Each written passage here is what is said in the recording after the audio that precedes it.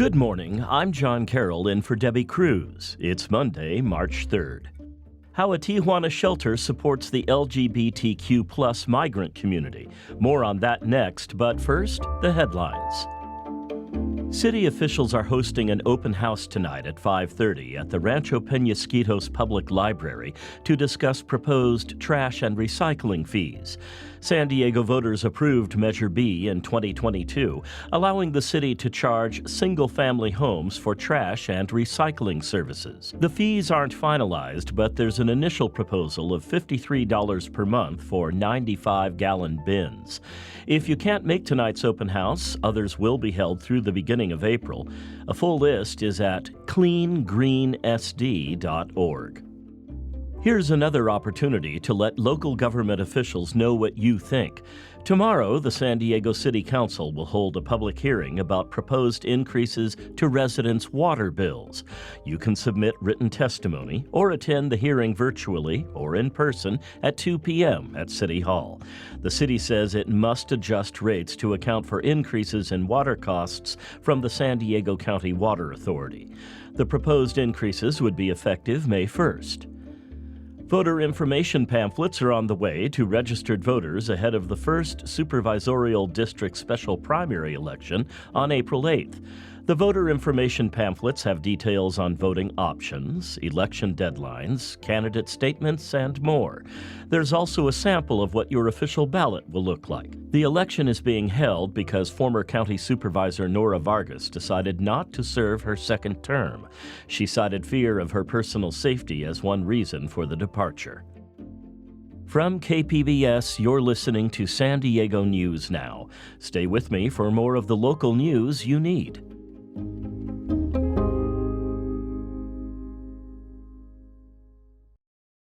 KPBS On Demand is supported by Paint Care, offering households and businesses in California more than 800 leftover paint drop-off sites for recycling. Quantities of 100-plus gallons of paint may qualify for a large volume pickup. Learn more at paintcare.org.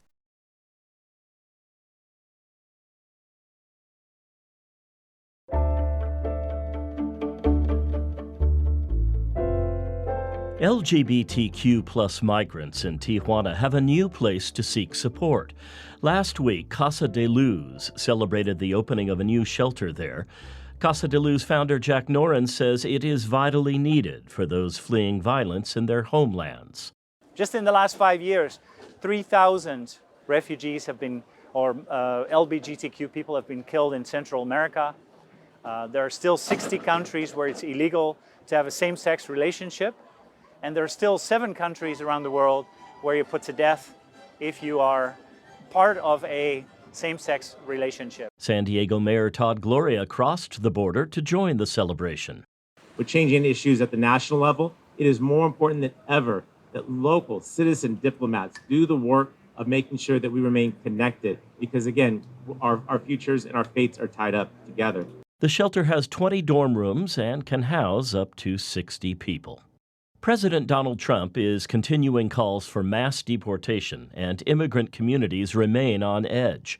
On the latest edition of Roundtable, host Scott Rodd discussed the issue with border reporter Gustavo Solis. Here's that conversation.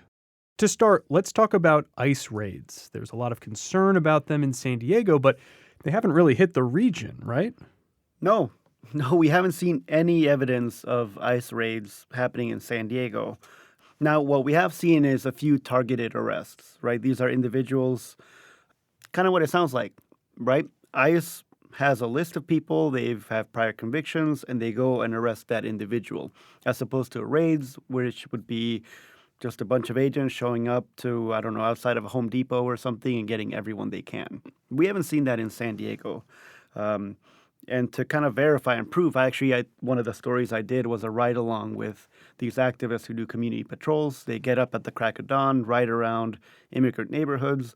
If they see ICE, they have protocols that they do. They kind of blast them on social media. They have a blowhorn that they tell people to avoid the area.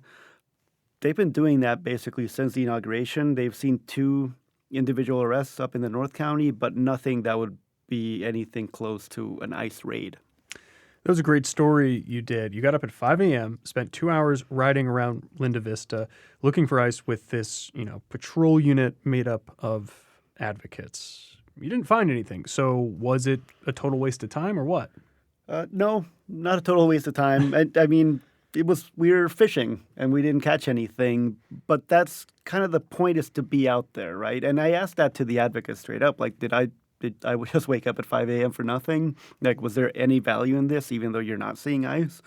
And the the answer was just, yes, this is value. Like, it is good for the community to see us out here. All the cars have a decal. They have group chats that number in the 500s saying, hey, we're out here, we're looking. And I think it's very important to kind of see that, because it's verifying what is and isn't out there, right? The fear is there. People are afraid. People are anxious. They're seeing these newscasts of arrests up in Chicago and in the East Coast. And they think, man, maybe it can happen here. Maybe it is happening here. So I think it is very valuable to have somebody out there telling you what is and isn't happening. So we have not seen raids hit San Diego.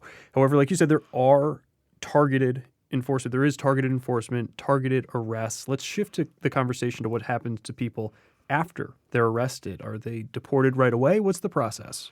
I mean, you would think so, right? Based on the rhetoric coming out of the White House, if they're arresting the bad guys, they're going to deport them right away. But that could not be further from the truth. I mean, yes, there are people who already have orders of removal, is the official term. Orders of removal, which is basically you've already gone through an immigration court and they have determined that you need to be deported.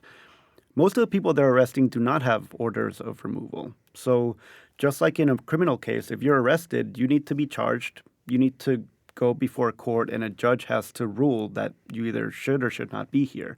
That process takes a long time. So it's not like you can just grab somebody and deport them the next day. They have to go through, they have due process protection rights, just like everyone else does. Right. In terms of that due process, what sort of bad outcomes is it trying to avoid? Because this is high-stakes stuff. We're talking about deportations, taking people from their community, from their family. Very high stakes.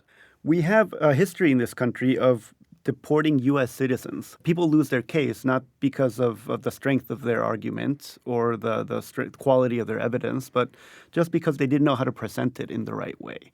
But we have examples of people losing their cases, not because their case isn't good enough or they don't have the evidence or whatever reason. They lose it because they don't have legal representation, which goes into one of the biggest criticisms of the immigration justice system, which is that unlike criminal court, where you have a right to an attorney, if you can't afford one will be provided for you. In immigration court, the state doesn't provide an attorney for you, and a lot of people lose their cases because they have to represent themselves. That was reporter Gustavo Solis speaking with Scott Rodd. Find their full roundtable conversation on kpbs.org or wherever you get your podcasts.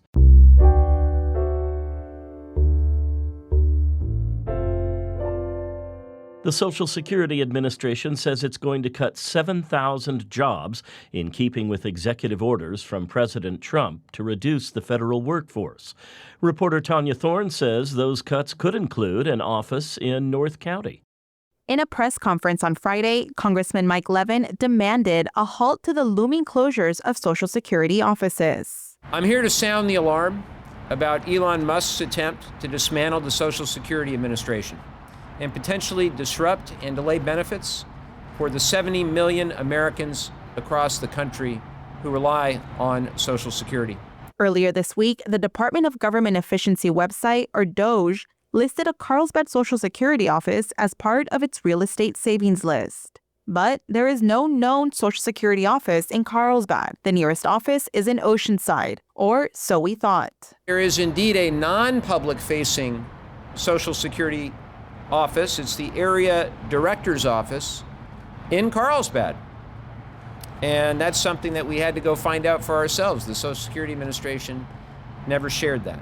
Levin says he's been given very little information about the office in Carlsbad and is working to find out the location and staff size.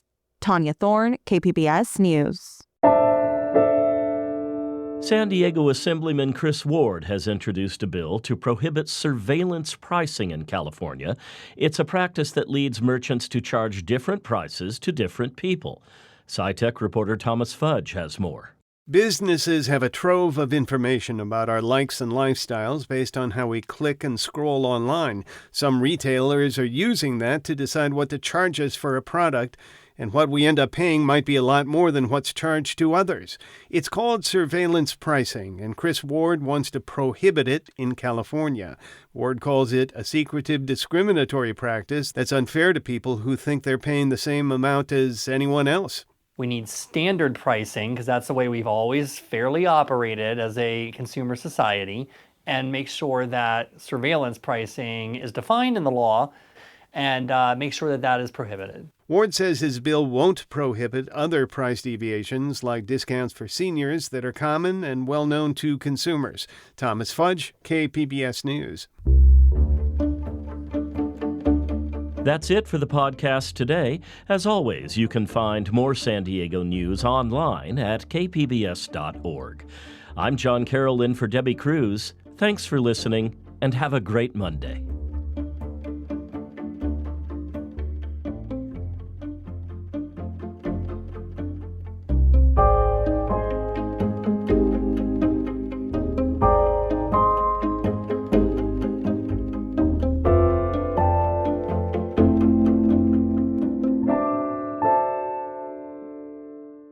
KPBS On Demand is supported by the San Diego County Toyota dealers, offering a new 2025 lineup of vehicles at your local Toyota dealer, including a new Tacoma with turbocharged 4-cylinder engines and a hybrid powertrain option. The San Diego County Toyota dealers. We make it easy.